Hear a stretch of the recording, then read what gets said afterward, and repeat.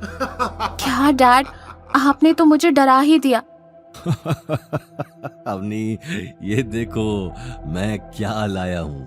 ये है antique glass का सेट, राजा महाराजा के टाइम का, जिसकी कीमत 50,000 है। ये तुम्हें पूरे जोधपुर में नहीं मिलेगा।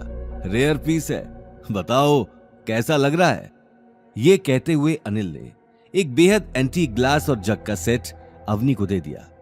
अवनी जितना हैरान उस एंटीक सेट को देखकर थी, उससे ज्यादा हैरान 50,000 सुनकर थी। गीता और गौतम को अपनी आंखों पर यकीन नहीं हो रहा था। 50,000? लेकिन डैड, आप इतने पैसे लाए कहाँ से? अब मेरा मतलब इसकी प्राइस आज मार्केट में कम से कम 50,000 होगी, लेकिन सोचो मैंने कितने में लिया होगा। ये बात सुनकर अवनी गीता को देखने लगी। 30,000? अनिल ने हंसते हुए नहीं में सिर हिला दिया। तो फिर 20,000? नहीं, मैं ये सेट सिर्फ 300 रुपए में लाया हूं। ये बात सुनते ही अवनी और गीता हैरानी से उस ग्लास के सेट को देखने लगे। अवनी को अब अपनी आंखों पर यकीन नहीं हो रहा था। सच में तुम इसे 300 में लेकर आए हो? देखकर तो बहुत महंगा लग रहा है। मैं तो असली ही समझी थी। मानना पड़ेगा, ये तो मास्टर कॉपी है। हाँ, तुम्हारी ही तरह कोई इसे देखकर नहीं कह सकता कि ये नकली है। मैंने खरीदने के बाद भी कुछ लोगों को दिखाया, लेकिन कोई पकड़ नहीं पाया। गौतम भी ग्लास उठाकर ध्यान से देखने लगा। ये सेट अभी भी पूरा नहीं है।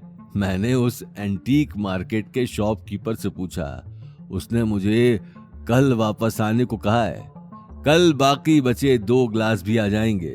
उसके बाद ये सेट पूरा हो जाएगा। डैड, मुझे नहीं लगता कि आपको वापस उस मार्केट में जाना चाहिए। हाँ डैड, गौतम ठीक कह रहा है। उस मार्केट में बहुत सारे चोर उचक्के भी घूमते। कहीं आपको कुछ हो गया? डोंट वरी अवनी, कुछ नहीं होगा मुझे। देखो ना, आज भी तो सही सलामत आ गया। और फिर मैं नहीं चाहता कि वो बचे हुए 2 ग्लास कोई और ले जाए। तुम तो जानती ही हो कि मुझे एंटीक चीजों का कितना शौक है। ये बात सुनते ही अवनी गौतम को देखने लगी। ठीक है, लेकिन कल आप अकेले नहीं जाएंगे। कल गौतम भी आपके साथ जाएगा। गौतम, तुम प्लीज डैड का ध्यान रखना।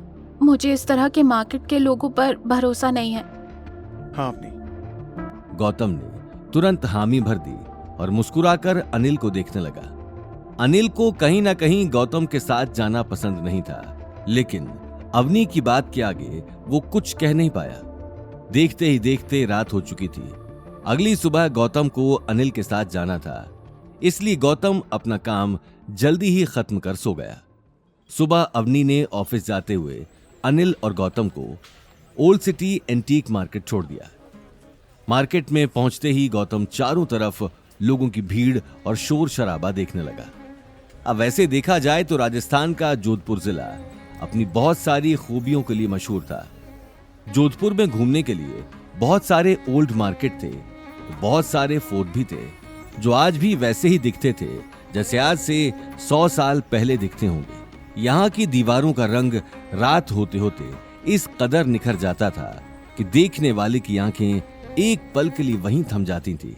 इसलिए इसे ब्लू सिटी भी कहा जाता था। गौतम को जोधपुर में रहते हुए कई साल हो चुके थे, लेकिन उसने आज तक जोधपुर का ये मार्केट नहीं देखा था। इस मार्केट में जोधपुर के अमीर से अमीर आदमी से लेकर गरीब से गरीब आदमी भी आता था, क्योंकि यहाँ मिलने वाली चीज ज्यादातर कीमती और एंटीक ही होती थी। मार्केट और वहां लोगों का जमावड़ा देखकर गौतम की आंखों में गहरी चमक थी। वो कभी आते जाते लोगों के हाथ में सामान देखने लगता, तो कभी उसकी नजर उन दुकानदारों पर चली जाती जो अब तक अपने ग्राहकों से रेट के लिए लड़ रहे थे। लेकिन उसी वक्त उसके आगे चल रहा अनिल एक बहुत बड़ी दुकान पर आकर रुक गया। उस दुकान का आधा सामान बाहर ही फैला हुआ था, जैसे antique mirror, watch, glass, curtains और भी बहुत कुछ। आ जाओ, अब मैं तुम्हें अपना टैलेंट दिखाता हूँ कि कैसे इस तरह के मार्केट से सामान लिया जाता है। ये बात कहते हुए अनिल शॉप के मालिक के पास चला गया, जो शॉप के बाहर ही धोती कुर्ता और गले में एक मोटी सोने की चेन पहने बैठा था। लेकिन उस मालिक के पास जाने से पहले ही अनिल को बाकी के 2 ग्लास भी एक साइड में पड़े दिखाई दे गए। उसने बिना वक्त गंवाए वो ग्लास उठा लिए। आगे की कहानी जानने के लिए देखिए अगला एपिसोड सिर्फ पॉकेट एफएम के यूट्यूब चैनल पर और रॉयल वारिस के सारे एपिसोड्स को सुनने के लिए डिस्क्रिप्शन में दी लिंक से डाउनलोड करें पॉकेट एफएम ऐप।